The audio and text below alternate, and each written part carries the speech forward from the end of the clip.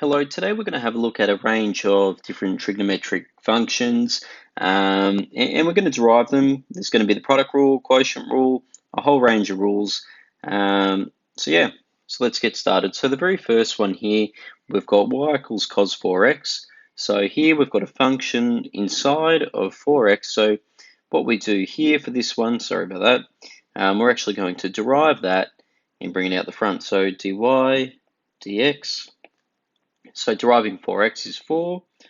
We multiply that by, now we derive cos and then whatever the function is. So cos becomes negative sine and the function remains the same. Okay, and just writing that a tiny bit nicer, we'll get negative 4 sine 4x. Fantastic. In question B, we have y equals sine cubed 2x. Okay, so I'm just going to rewrite the cubed in another way. So I'm going to have y equals sine 2x. And then I'm going to have the cubed outside like that. Okay, so here, what we normally do is the chain rule. So normally in the chain rule, I'll have, so dy dx, the 3 comes down the front. Okay, and then I'm going to have the original function with one less power, which here will be sine 2x all squared. And then I'm going to always multiply by what the derivative of the inside of the brackets are. So I could just write that as d dx of sine 2x. Now, I haven't actually derived that there, but I will do that in this step here. So deriving that one there, so I've got 3, and I can rewrite this as sine squared 2x now. Now, sine 2x will actually become, so I've got a function of 2x here. So I derive that and I get 2, and then deriving sine and then a function will become cos and then the same function, 2x. Okay, so just writing this a tiny bit nicer. I've got a 3 here and a 2, so they multiply together to get 6. And then I've got sine squared 2x, I might write it in brackets, cos, and I'll write this one in brackets as well, cos 2x. Perfect. So that's that one there. So let's have a look at question C now. So I've got here y equals sine 3x squared. Okay, so this is slightly different because it's a more complicated function inside, but what we do is we derive that. So here 3x squared will become 6x, okay, and then I derive and keep the same function. So deriving sine a function will become cos, and then I keep that same function inside. Perfect. Question D now. So here I've got, and it's quite distinct, we've got two separate functions in a product, they're multiplied together. So let's focus on the first one here. So the first one here, u will be sine 3x. Now deriving that, I derive the function inside, which is 3x, so deriving that will be 3. Now deriving sine becomes cos, and then I keep the same function inside. V here will be e to the 2x. Okay, deriving e to the 2x, the 2 comes down the front. I get e to the 2x there. Okay, so just deriving this. So I'm going to use the product rule. So divide dx here. So I'll do the outsides first. So let's go 2e, 2x multiplied by sine 3x plus. Okay, I'm going to use the 3 from the 3 cos. Then I'm going to have e 2x cos 3x. Okay, so I should factorize where I can. Here I can see there's a common highest factor of e to the 2x, so I'll take that out the front. So then I'm going to be left with 2 sine 3x plus 3 cos 3x.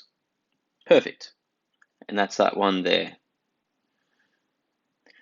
All right, question E. So here I've got a fraction, so you could essentially be thinking of the quotient rule, which is what we're going to use. So the first thing here, I'm going to have u as tan 1 minus x squared. Deriving this, so I derive the inside here. So 1 minus x squared, this will be negative 2x, okay, multiplied by, now deriving tan will be sec squared, and then I keep the same function inside, 1 minus x squared. Brilliant. Now v here will be cos x, that's my denominator, and deriving that, okay, I'll get negative sine x. All right, so here I've got my insides and outsides. So just a little reminder that here, using the quotient rule, I get vu dash minus uv dash over v squared. I always remember it because v, the original v is what I start with, and then, because order does matter here because of the negative, and then, so because I start with v, it's going to be over v squared. That's how I actually remember it myself. Okay, so let's just plug these values in. So here, v is cos x, okay, multiplied by u dash, which is negative 2x, multiplied by sec squared, 1 minus x squared. Okay, so this might be a bit of a longer one here. Subtracting negative sine x multiplied by this one up here. So the negative here, so I'll have a negative sine x multiplied by, and that'll turn into a positive tan x, or tan 1 minus x squared, sorry. Okay, and this is all over v squared. Now v in this example was cos x, so I'm going to have cos squared x as the denominator. All right, so all I have to do here is actually change these two around, and then I'm pretty happy with how this is. So, and I might just rearrange the first term as well. So I've got negative 2x multiplied by cos x sec squared 1 minus x squared plus sine x tan 1 minus x squared. Yep, this looks a lot nicer. Cos squared x. Fantastic.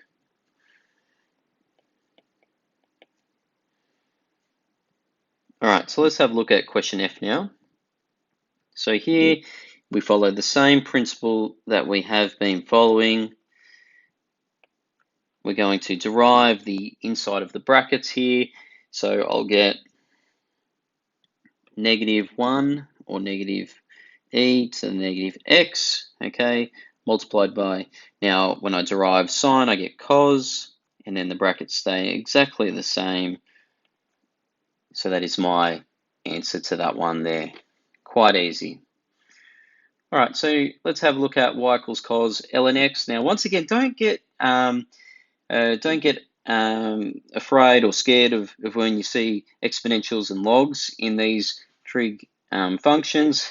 It actually probably makes the example a bit easier, as long as you know your exponential and log rules. Okay, so for this one here, deriving this, so dy dx, deriving log x or ln x, so if here I had this, deriving that would be 1 on x. Okay, so here I'm just going to have 1 on x multiplied by, now deriving cos is negative sine. And then I keep the brackets exactly the same. Okay, so that's actually just it. I might just tidy it up a little bit. So I'm going to have negative sine ln x. I'm just going to have this as a full denominator of x. All right, so that's that one there. Now that moves to question H, our last example here. We have y equals sec 5x multiplied by tan e to the x. So here I've got a product of two distinct functions, so I'm going to use the product rule. So here I'm going to have u is equal to sec 5x. So deriving that will give, so deriving 5x will be 5, and then sec x is, now if we actually remember this, so it's going to be sec 5x, and then it's actually going to be tan as well. So, and we keep the same thing that's in those brackets. Now v here, just do that in orange for color coding sake. Okay, and I'll have tan e to the x, very simple here.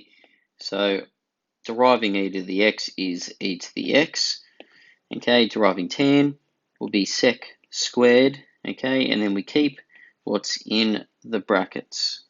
Okay, so using the product rule here.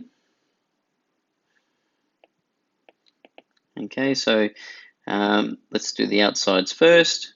Okay, so I'll have e to the x sec 5x sec squared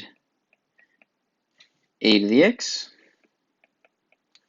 plus, okay, going to do the insides here, I'll have 5 sec 5x tan 5x, and then tan e to the x. Okay, so I do have a common factor of sec 5x, so I could take that out. However, in this case, I'm just not going to. So that's all of those examples there. A few tricky ones, but once you've done a few of these questions, you'll be completely fine and rather calm if you see or come across any of these in an exam. So well done and good luck with your questions.